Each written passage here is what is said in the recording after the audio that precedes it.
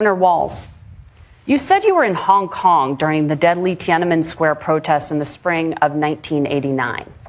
But Minnesota Public Radio and other media outlets are reporting that you actually didn't travel to Asia until August of that year. Can you explain that discrepancy? Yeah, well, and to the folks out there who didn't get at the top of this, look, I grew up in small rural Nebraska, town of 400, town that you rode your bike with your buddies till the streetlights come on, and I'm proud of that service. I joined the National Guard at 17, worked on family farms, and then I used the GI Bill to become a teacher, passionate about it, a young teacher. My first year out, I got the opportunity in the summer of '89 to travel to China. 35 years ago, be able to do that. I came back home and then started a program to take young people there. We would take basketball teams, we would take baseball teams, we would take dancers, and we would go back and forth to China. The issue for that was to try and learn. Now, look, my community knows who I am. They saw where I was at.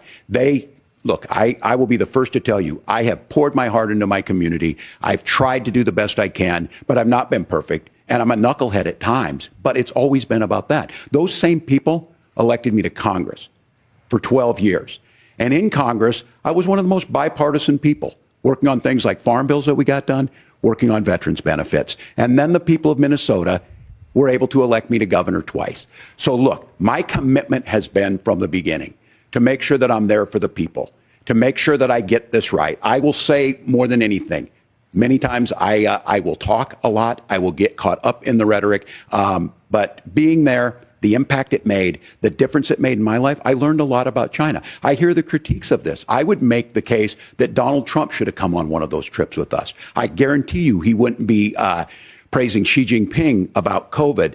And I guarantee you he wouldn't start a trade war that he ends up losing. So this is about trying to understand the world. It's about trying to do the best you can for your community. And then it's putting yourself out there and letting your folks understand what it is. My commitment, whether it be through teaching, which I was good at, or whether it was being a good soldier or was being a good member of Congress, those are the things that I think are the values that people care about.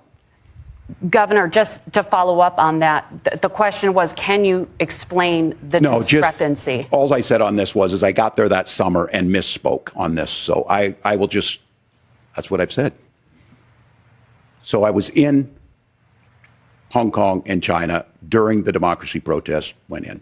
And from that, I learned a lot of what needed to be in governance.